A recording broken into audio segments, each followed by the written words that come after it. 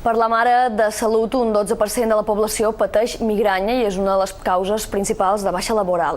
Tot i que pot durar dies, la mitjana de les crisis és d'entre 12 i 24 hores.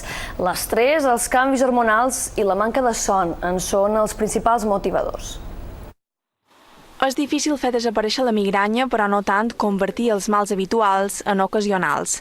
Moltes vegades evitar alguna beguda o un menjar que ens agreugi el mal de cap pot ser suficient. D'aquest tipus són el 75% de les migranyes que patim. La migranya, com tal, és un problema, l'he dit, quan t'incapacita i no tens cap solució. Llavors, tenim un problema amb la migranya. Però l'he dit, hi ha molts símptomes que són migranyosos perquè no són gaire importants per cada pacient i per tant desapareix o no desapareix. Es pot viure amb aquesta migranya. Hi ha tractaments de prevenció i d'altres de crisi. Se sap que té un origen genètic, ja que si els dos progenitors en pateixen, l'infant té un 60% de possibilitats de tenir-ne. La bona notícia és que millora amb l'edat, ja que la mitjana és d'entre 12 i 45 anys.